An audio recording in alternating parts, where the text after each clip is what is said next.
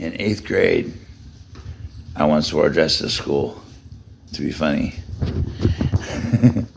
It was funny, but they said I was a disturbance to the classes, and they not only kicked me out, they expelled me. 8th grade, Harbor Ridge.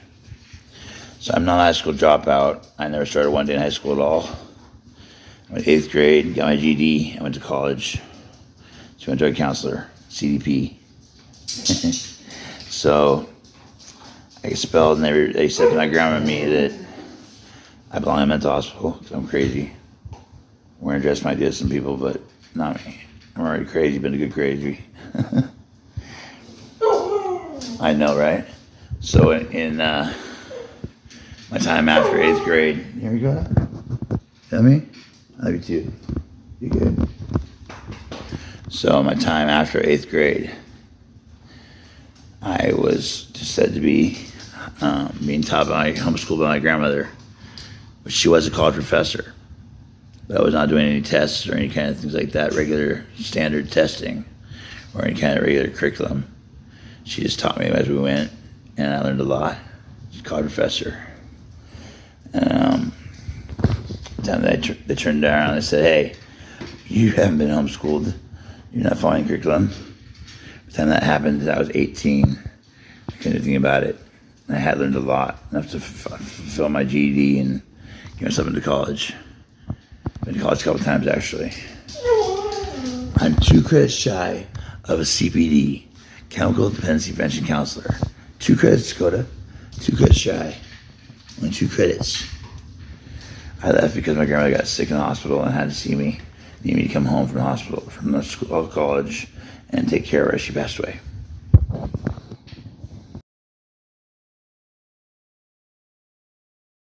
In a different crisis triage ward, it was called, in Tacoma. I was in a psych unit there, and a man next to me had a seizure and collapsed, and he was having alcohol withdrawals. They had him on some Librium or something like that. He collapsed. I caught him, and I gently put him to the floor gently. After he was done seizing up, they screamed at me and yelled at me and told me I cannot touch their other patients.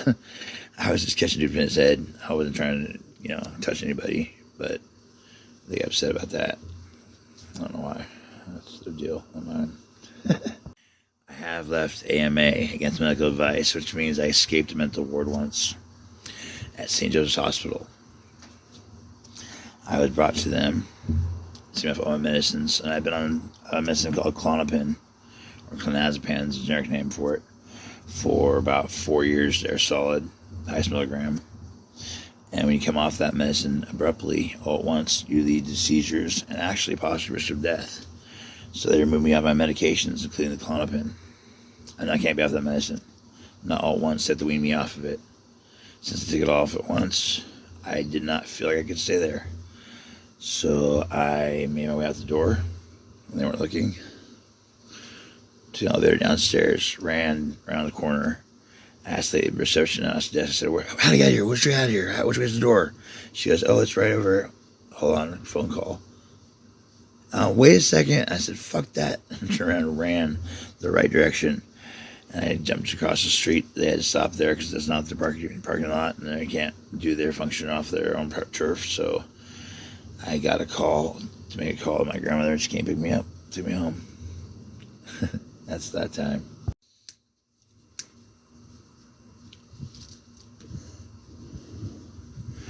The first mental hospital I ever stayed in was called Fairfax, here in Washington. I was a little over 13. I went there, and came to be the scariest night of my life.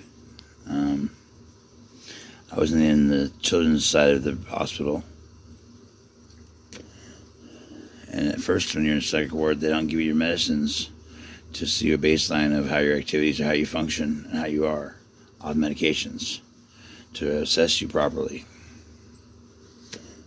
It was day 2, I believe, for me.